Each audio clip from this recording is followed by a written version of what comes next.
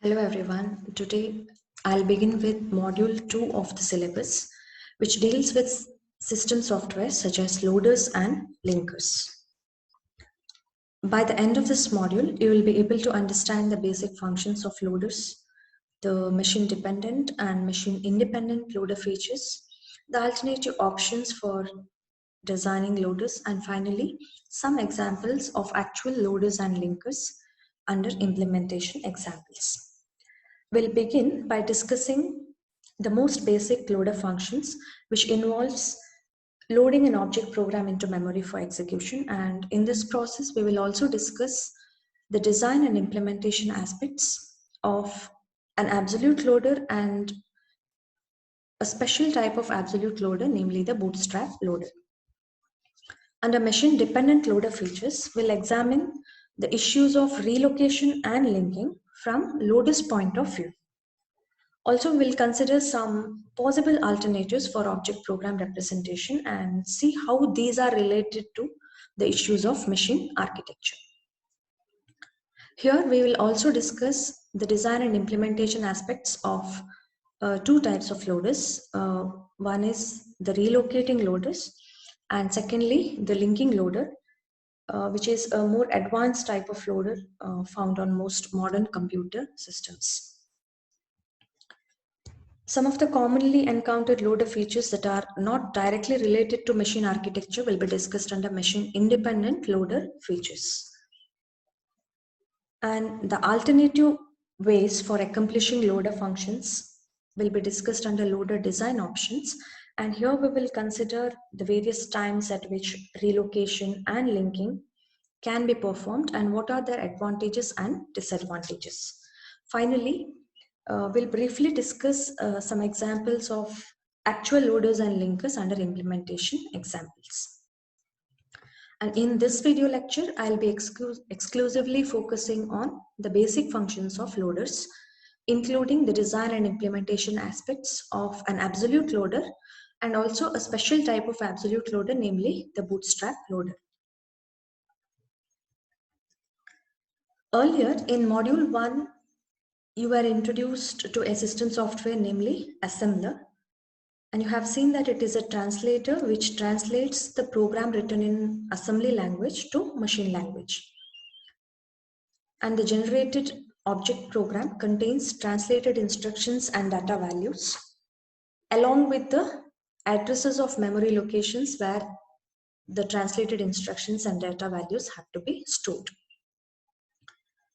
And in this process, you have also studied one of the foremost steps in preparing the source program for execution.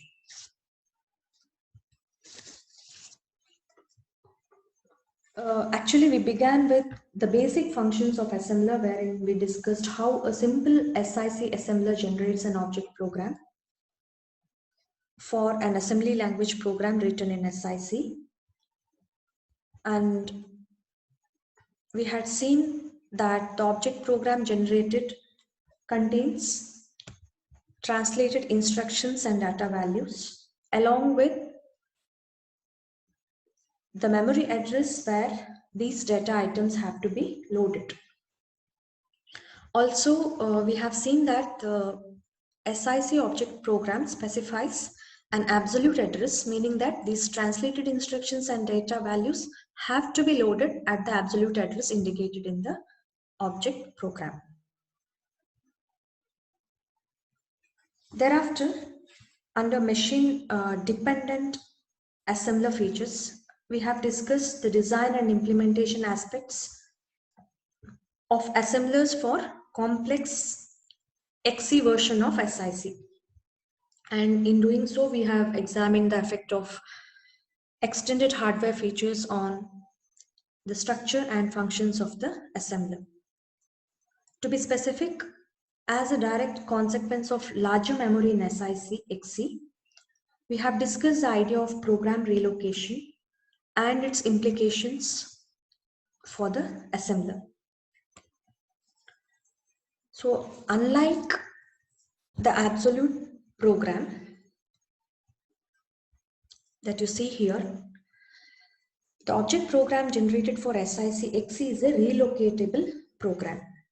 And you see that in addition to the translated instructions and data values, the object program indicates a relative address. Also, it identifies the portions of the program that requires modification with the necessary information or command to the loader indicating the modification that needs to be done at the time the instructions are loaded into the memory. Further, under machine independent assembler features, we have discussed how to generate independent object programs or separate object programs for those segments that represents subroutines, or for those segments that represents logical subdivisions of programs that maintain their identity even after the assembling process. And you have seen how the control sections via define records, refer record, and modification record allow instructions in one control section to refer to instruction that is defined in another control section, or to refer to a data that is defined in another control section. So to summarize, in module 1 we have seen the role of assembler in translating the source program in assembly language to object program, which represents the translated instructions and data in the source program in the machine language. In this module, we will focus on the role of system softwares, namely loaders and linkers. And this figure depicts the role of loader in preparing the object program for execution, which involves bringing the translated instructions and data values in the object program into the specified memory addresses that are indicated in the object program into the memory.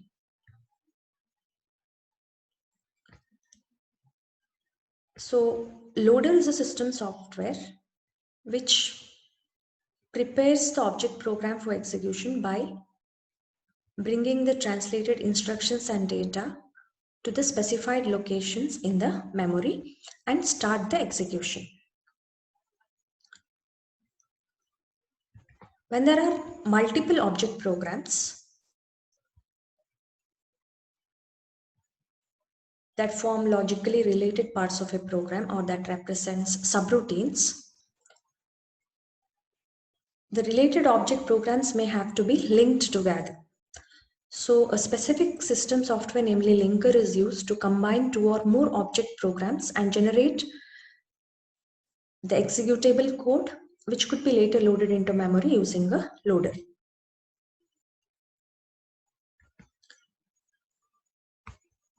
In this module, we will specifically focus on three processes that prepares the object program for execution. And the processes are the loading, relocation, and linking. Loading is a process which brings the object program into memory for execution. And this is accomplished using the system software, namely loader.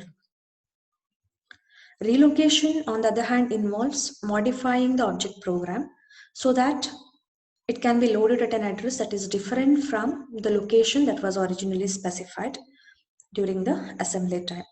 And this is accomplished using relocating loaders. The third process is linking, which involves combining two or more separate object programs by supplying the information needed to allow references between them. And again, this is accomplished by the system software, namely linker. So we'll begin with the basic loader functions. Loader is a system program that performs the loading function. Specifically, it brings the translated instructions and data values in the object program into memory and initiates the execution. Apart from this basic function, loaders also support other operations such as relocation and linking. So based on the functions, we can categorize the loaders into various types. such as we have absolute loaders whose task is to bring the translated instructions and data from the object program into the absolute location that is indicated in the object program. Bootstrap loaders, on the other hand, are a special type of absolute loaders which are used for the initial program load. That is, when a computer is turned on, a special type of loader gets executed, namely the bootstrap loader, which is responsible for loading the very first program into the memory. Relocating loaders are loaders that accomplish the relocation function. Direct linking loader, on the other hand, accomplish the task of linking or combining two or more object programs at the time of loading. On the other hand, linkage editors generate executable version of a program which could be later loaded into memory using either a relocating loader or some other type of loaders. Unlike in direct linking loaders, linkage editors performs the task of linking prior to loading. Finally, dynamic linking loaders are those types of loaders which postpones the linking to the execution time.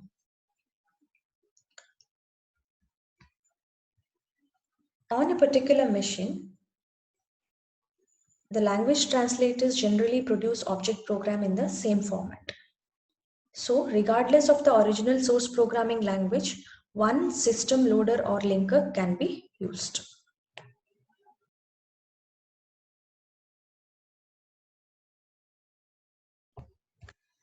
We shall now look into the design and implementation aspects of a simple absolute loader. Absolute loaders are generally found on simple machines such as SIC that uses the sort of assembler such as the SIC assembler. Operation of absolute loader is very simple as it need not perform functions such as program relocation or linking, and all functions are accomplished in a single pass. We will look into the functions of absolute loader by considering the object program that has been generated for a simple SIC source program using a SIC assembler. You are already aware of the format of object program, which consists of three types of records: the header record, text record, and end record. The header record identifies the name of the program, specifies the starting address from where the object codes have to be loaded into memory, and also indicates the length of the object program in bytes. Following the header record, we may have one or more text records which contains the translated instructions and data values, and also it specifies the memory address from where these object codes have to be loaded. End of the object program is indicated with the end record, which optionally indicates the starting address from where the execution has to begin. So having generated the object program which contains translated instructions and data values, the function of an absolute loader is to prepare the object program for execution, which involves bringing the translated instructions and data values into the memory at the indicated address. In this example, you see that the starting address indicated in the header record is 1000. This is an absolute address. And you also see that the first text record indicates the address 1000 where the object codes has to be loaded. So object codes from the text record will be loaded starting at address 1000. And after all object codes have been loaded into the memory, the absolute loader jumps to the starting address, that is 1000, to begin the execution. To summarize, the function of the absolute loader is to prepare the object program for execution by loading the translated instructions and data values from the object program to the indicated address that is specified in the object program. And after the load is complete, after all instructions have been moved into the memory, the absolute loader jumps to the starting address to begin the execution. So in accomplishing this function, an absolute loader processes three types of record. Already you have seen that object program has the header record, text record, and end record. First, to begin with, the header record is checked to verify that the correct program has been presented for loading, which could be done by checking the program name. Also, the length field is examined to check if the program will fit into the available memory. So first, the header record is checked to verify that the correct program has been submitted, and the length field is checked to verify that the submitted program will fit into available memory starting at the indicated address. So after this verification is done, subsequent records will be read. And you see that in the object program following the header record, we have a sequence of text records. So after the header record is processed, the text record is read and the object code it contains will be moved into the indicated address in the memory. For example, the first text record indicates the starting address 1000. So the object code that are indicated in the text record, which begins with 14 here, will be loaded starting at address 1000. The subsequent codes or bytes will be moved into the memory location indicated by the subsequent addresses and so forth. So after all object codes from one text record have been moved, the next text record is fetched. And likewise, the object code from the subsequent text record will be moved into memory starting at the address that is indicated in the corresponding text record. For example, in the second text record, the starting address is 101E. So 0C will be moved at the address 101E. 10 will be moved into the subsequent address and so forth. So this is regarding the processing of text record. Object codes will be read and moved to the indicated address in the memory. Finally, when the end record is encountered, the loader jumps to the specified address to begin the execution of the loaded program. So after all the 5 text records are read and object codes have been moved, the next record fetched is the end record. So when the end record is encountered, the absolute loader jumps to the address that is indicated in the end record. Here it is 1000 to start the execution. So to summarize, first the header record is checked to verify that the correct program has been presented for loading. The program length is verified to see if it fits into the available memory. So after this verifications are done, the text records are read one after the other and object codes it contain is moved into the indicated address. Once all object codes have been moved into the memory, when the end record is encountered, the loader jumps to the specified address to begin the execution of the loaded program.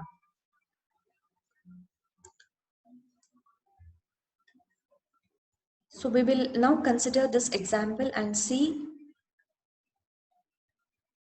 how the absolute loader moves the object codes into the indicated locations in the memory. So at the top of this slide, you have the object program. Only portions of the object program are shown here as there is no sufficient space. At the bottom, you see the representation of memory.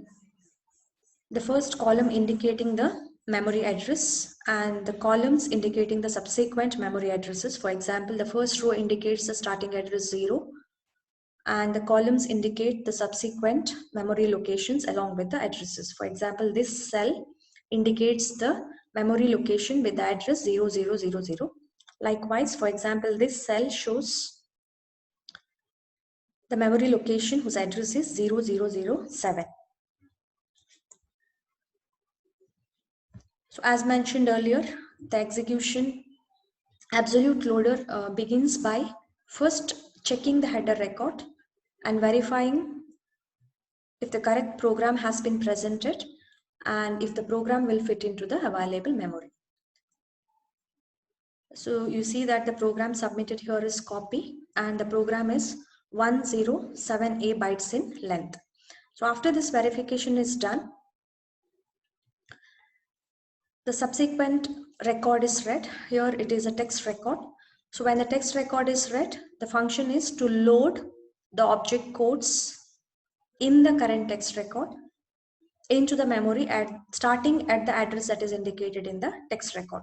So the first byte is 14 and it has to be loaded in the memory starting at the address 1000.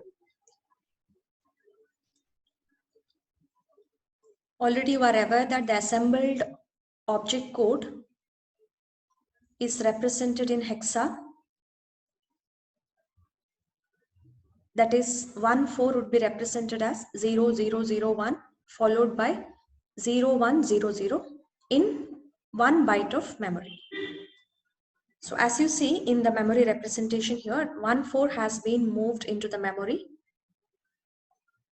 at the address 1000. So after the first byte has been moved, subsequent bytes will be read and loaded into the memory at the consecutive memory locations.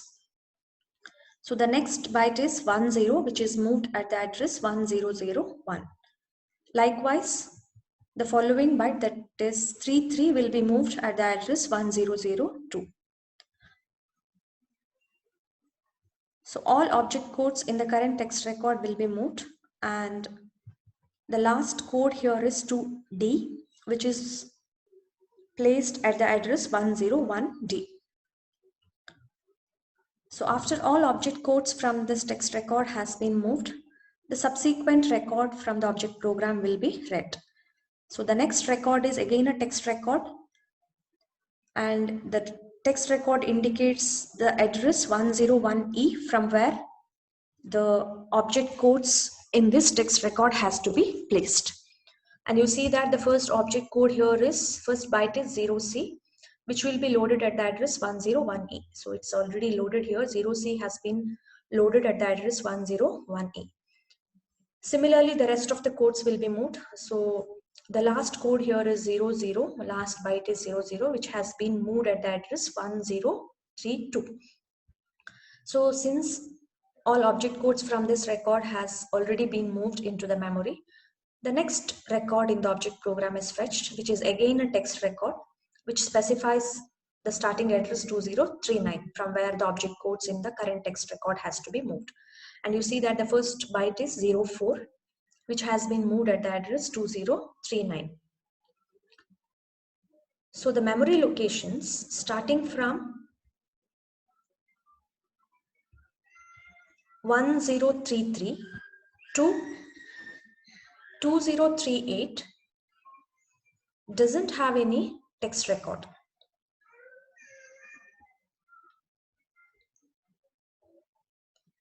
So storage will be reserved in the memory starting from address 1033 to 2038. There is no text record corresponding to these memory locations. So simply the storage will be reserved in the memory, which can be utilized to hold the results of some operations.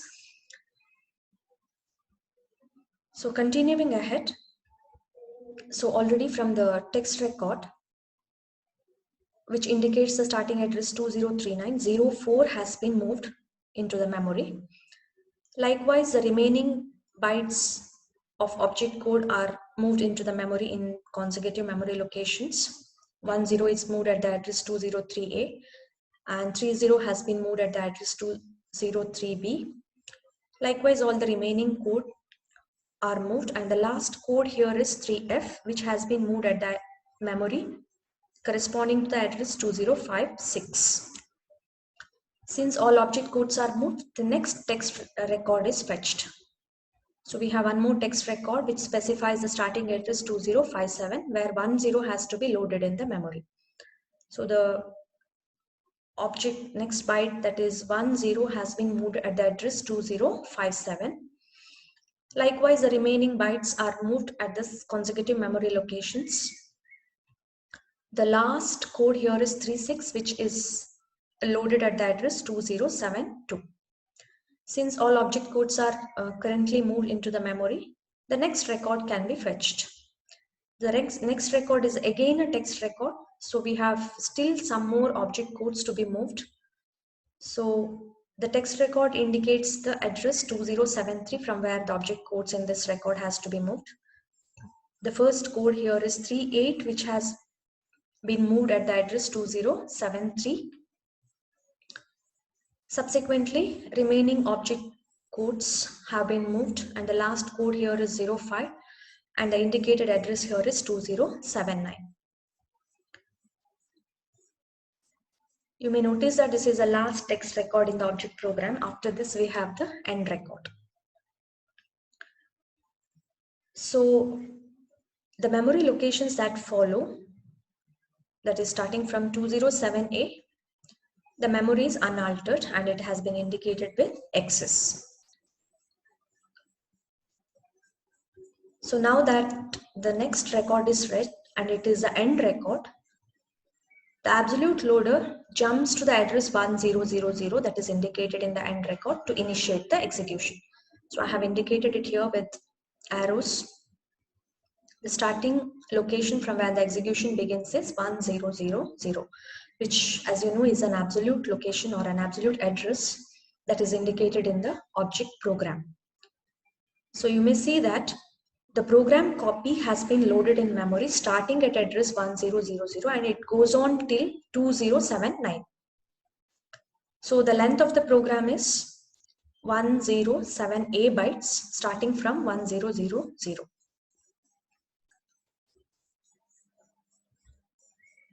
All locations outside of this program copy, which have been indicated with XX, are not part of the program copy.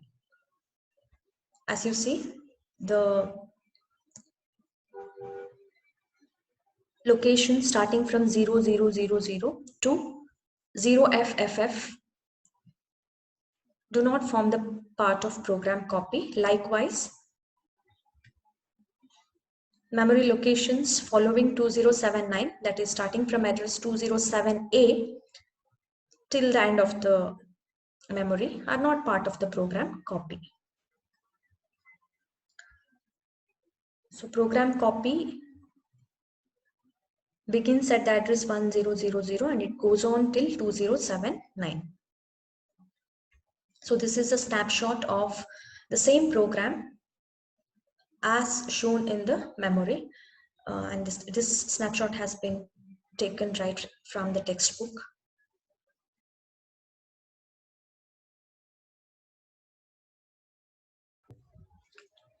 One aspect that requires a special mention here is the object code representation in the object program. You are aware that each byte of assembled code is given using its hexa representation in the character form. That is, 14 here represents the object code for the instruction STL, and the supposed representation in memory is 0001 followed by 0100, where 0001 represents the binary representation for hexa digit 1. Likewise, 0100 represents the binary equivalent for the hexa 4. However, when 14 is read by the loader as a part of the object program, it will occupy 2 bytes rather than 1 byte. So why does this happen? This is because when 1 is read by the loader as a part of the object program, it is interpreted as character 1.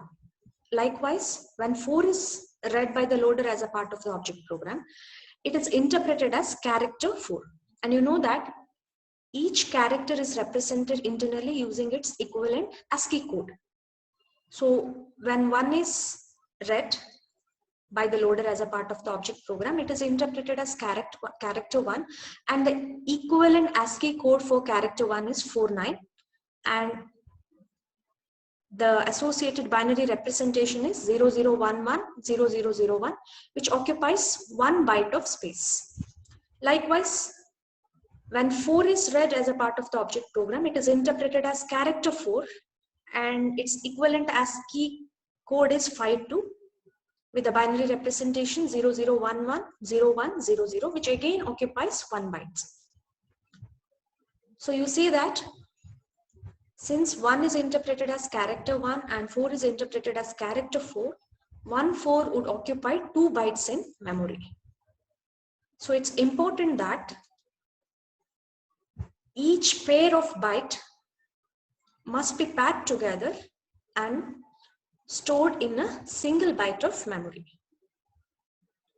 So while the expected representation for 4 is 0001 followed by 0100, when read by the loader as a part of the object program, 4 would be interpreted as 00110001 followed by 00110100. So 4 needs to be stored in a single byte with the hexadecimal value 14.